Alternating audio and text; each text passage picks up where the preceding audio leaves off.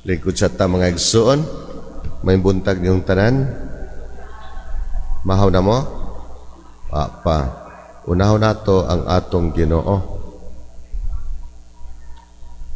Spiritual food muna ang atong pagsimba o pagkalawat sa atong Ginoo. Musimba gani ka mo kalawat gayon. Kay kulang ang pagsimba kung walay kalawat.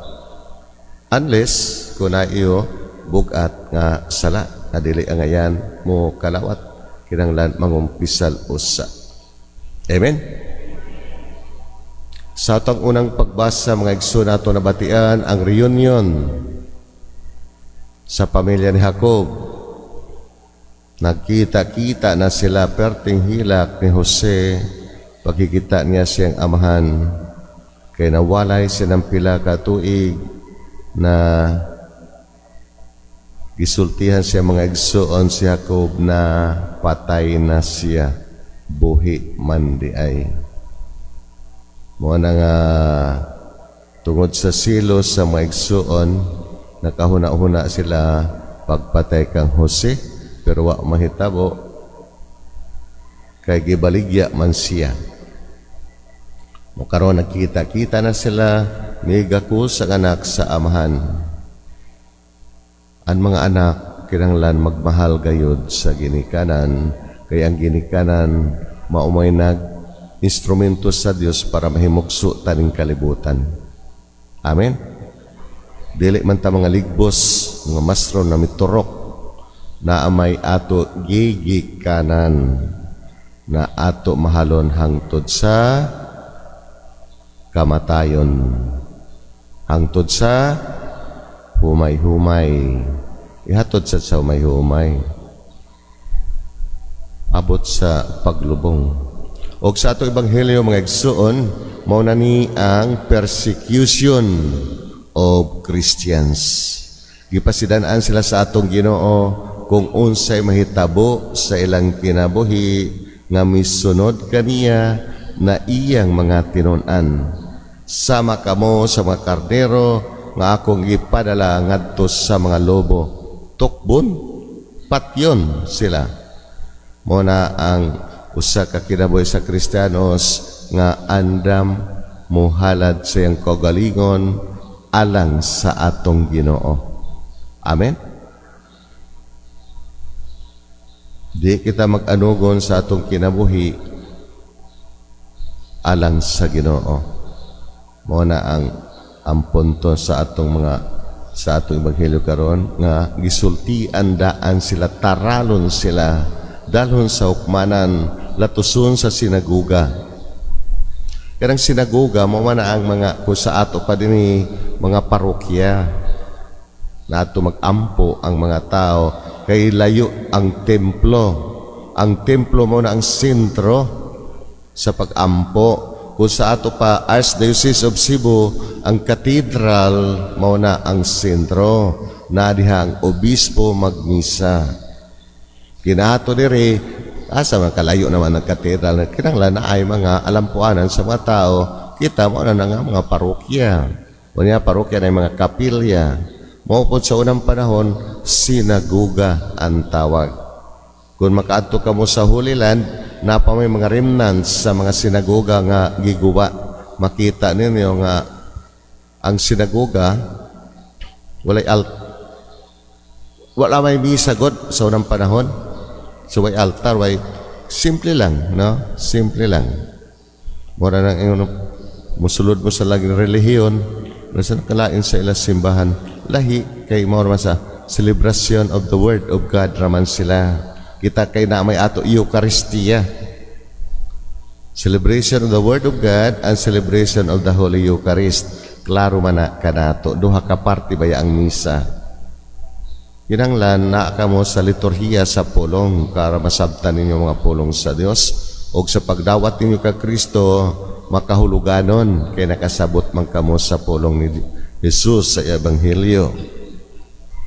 Mao na pagkasapos na sundan sa offering, diha magsugod ang selebrasyon sa Eucharistia. Muna ato mga Katoliko, preparasyon para sa paghandom sa pagpasakit, pagkamatay ug pagkawanhaw sa atong Ginoo. Muna gipasidan-an ang mga tinun-an na mauna ang mga aguman silang kinabuhi kung magsunod sila kang Kristo. Bisan gani ang ilang mga pamilya mutugyan kanila ngadto sa kadagkuan sa mga Hudiyo para patyon, para gukuron, taralon, prisohon kay mituo og nagsangyaw sila kang Hesus. Suko ang mga Hudiyo sa mga tao nga magsangyaw sa atong Ginoo. Kay wa lagi nila dawata, wa nila tuuhi ang atong Ginoo nga maong Mesiyas nga gisaad sa mga propeta. Kung makasumbong ka sa imo ginikanan, anak ikaw, na imo premyo. Makakwarta ka. Mo na ang mahitabo sa mga tao nga walay pagtuo sa atong Ginoong Dios, ipapatay nila kadto mga nagasangyaw sa atong Ginoo. Taralon ngadto sa hukmanan, imbestigahon. Kay kung masayop ka sa imo panultihon, ibilanggo ka. Kay against the law sa mga Hudiyo. Pero ingon ang atong Ginoo, ayaw kamo kabalaka, ayaw kamo kahadlok, kay tudluan kamo sa espiritu, unsay inyong isulti ngadto sa hukmanan. Ang iyong isulti gikan sa akong amahan, pinaagi sa balaan nga espiritu. Mo na ang tao nga naa sa kamatuoran, mudaog gayud. Mudaog gayud sa hukmanan, kay naa man siya sa kamatuoran. Kadang uban magpabayad man para mubarog, para siya mapreso. Kadang mga kwartahan ba, nakasala sila, nakapatay sila, muhire man sila ng mga abogado na binayran na dako na mga kampanilya para sila mudaog gayod. Money talks tungod sa kwarta. Pero ingon ang atong Ginoo, kung naa ka sa kamatuoran, maglisod ang husgado pag banlod kanimo ngadto sa bilangguan kay naamang ka sa kamatuoran. Manaig gayod ang kamatuoran. Amen? Bisa sa magtiayon. Maglalis gani ang magtiayon. O nga naa sa kamatuoran si Mrs. Pilde gayod si Mr.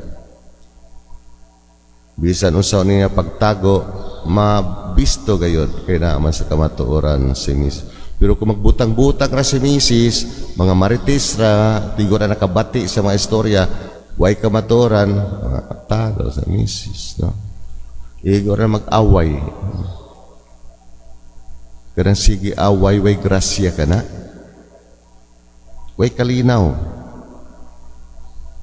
Sa pagsulod ng grasya sa Diyos na sige mamuglalis, makabatian mga anak, at tumahiubos, sama ni sila, ay, di man magkasinabot. Gamay-gamay butang, maglalis man, mag-istoryahanay good. Dili, taas ang boses. Una sa dili pa mag-istoryahanay sa isyo, sa problema, mag-ampo usa. Gunita ni Mrs. si Mr. Sa di pa ta mag-away, mag-ampo sa ta. Ampo. Lagi ito amahan, lamdagi kining akong Mister, lamdagi kami duha aron makasinabot kami sa isyo, sa problema. Pagtapos pag-ampo, tutututututututot sa ngalan ni Kristo among Ginoo, buhian ang kamot, o sige, mag-away na ta. Mag-away pa? Di na. Di na. Nag-ampo naman. Mo jud kalimtan nato. Kung suko na kita, kalimot man tag Dios. Kalimot ta jud. Kung masuko na kita, mao magyawa-yawa. Tawgon si yawa. Kay tungod sa kasuko, kay ang kasuko iya sa yawa, ang kalinaw iya sa Dios. Amen. Manindog kita palihok.